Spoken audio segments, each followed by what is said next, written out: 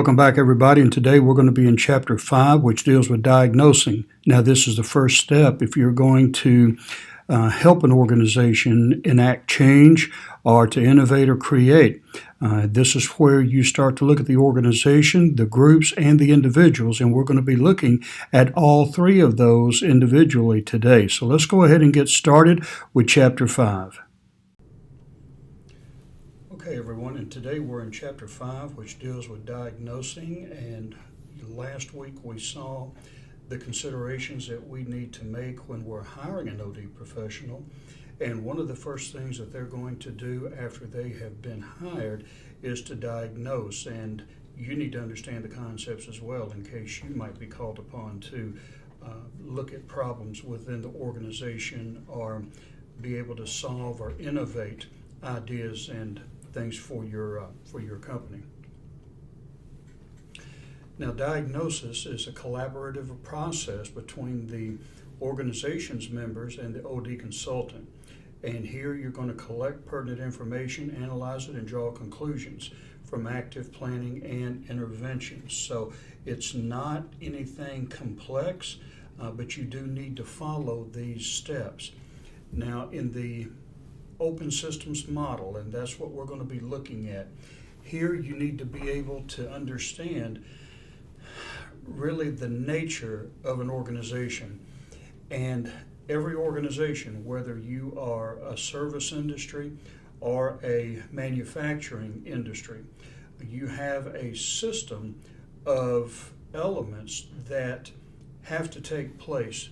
Number one, deals with inputs. Inputs, that's the raw material. These are the things that you have to have coming in to provide you with the the things that need to be eventually converted to the finished product. Now, number two is transformation. Whenever you have raw material, your job is to take that raw material and to transform it into number three, an output. So let's take a look at these. What are some of the inputs that you have from an open systems model? Well, you have information, you have energy, so to speak. Now you have from that a social component that can be transformed. You can have a technical component that can be transformed. And then you can have as an output a finished good or a service or an idea. Now, all along the continuum here, you have what we call feedback. And feedback gives you an indication of whether or not you are on the right track, if you are transforming what you should be transforming, if your inputs are appropriate, and if your outputs meet the expectations of the consumer or whatever. So just understand that every organization involves inputs, transformations, and outputs. Whether, as we see, information, energy, it makes no difference. If you're a organization, you are going to be involved in those three elements. Now, what we saw a while ago is the same thing. You have the environments. There's different environments that your raw material will come from, depending upon the business that you're in. You have the inputs, transformations, and outputs from that. You have the boundaries that delineate each of these efforts here: inputs, outputs, and inputs, transformations, and outputs. You have feedback, and then you have alignment. Now, some of the principles of what we're looking at here is diagnosing organization systems. You need to understand the key to effective diagnosis is know what to look for at each organization level. And we're going to take a look at those three levels here in just a minute and recognize how the levels affect each other. Now, within the organization, you're going to have an organization level diagnostic, you're going to have a group level diagnostic, and you're going to have an individual level diagnostic. It's not so much to look at a department, you need to look at the organization. A lot of times, as I've said before, some of the issues that I've dealt with as a change agent, when I'm looking at problems within an organization, it's really not the worker, it may be the leadership. So that would be the group maybe, or the organization. So you need to be able to understand that the three levels to an organization are capable of, or may be the culprit when you are diagnosing issues and problems within that organization. So let's take a look at the first one. Here you have the organization level diagnostic. Now the organization as a whole, you're looking at several elements. You're looking at the general environment. You have the task environment, and then you have the enacted environment. Those all three influence what is going into and what is coming out of the organization. Now, when it goes into the organization, you have the structure of the organization, you have the management processes in that organization, you have the human resources, and you have the work processes. All of these working together influence what we call culture. And the culture of the organization will, as we've looked at before, will determine to a large extent how effective and how ineffective a company may be. But from that, you have the outputs, which will be organizational effectiveness, which is translated into performance, productivity, stakeholder satisfaction. So you have the inputs here that will provide that organization with what it needs.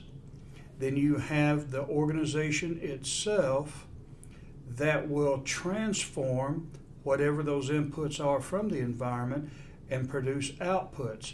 And if everything is going well, then you have an organization that's going to be effective.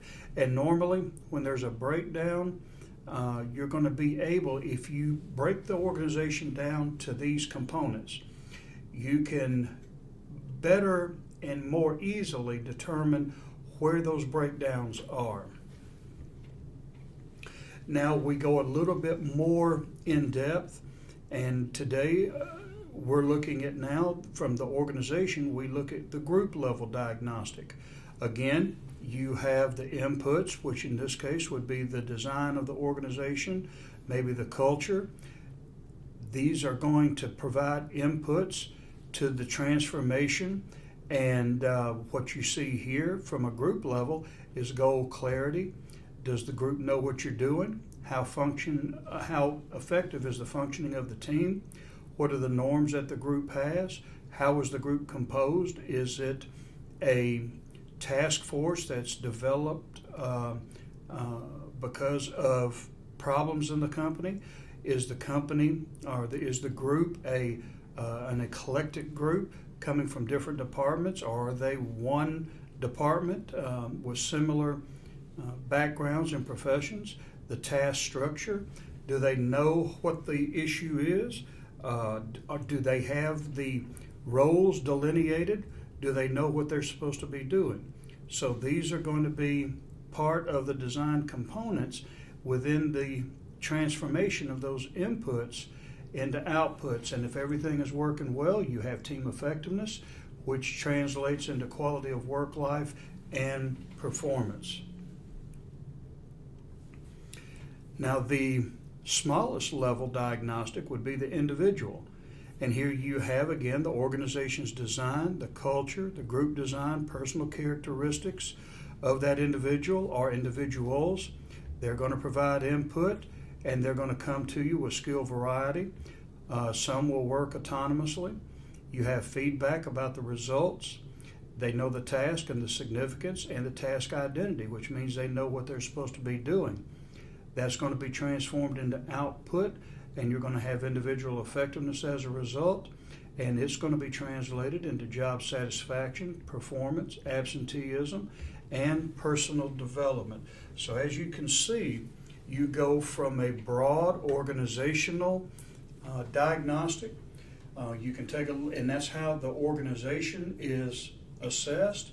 Then if you're going to look at groups, that's how you run a diagnostic on groups. And you see here the individual level, which is the person, and the person, how they influence the organization and how their individual efforts transform the product or the service into outputs. And you want to make sure that they, if they have the skill variety, if they have autonomy, a given feedback, if they feel like their task is significant and they understand what they're supposed to be doing, that's going to result in the outputs, which will be individual effectiveness. And you see there, job satisfaction, performance absenteeism will lower, personal development will increase, and you'll have a more productive workplace. Today, everyone, we took a look at diagnosing, and we saw how diagnosing involves more than just looking at the organization from one perspective. We looked at the organization, the group, and the individual level. And all three of those are important if we're going to give a holistic or a complete assessment of an organization, and also in diagnosing its problems. Well, that's all we have for today. Have a good day, and we'll see you tomorrow.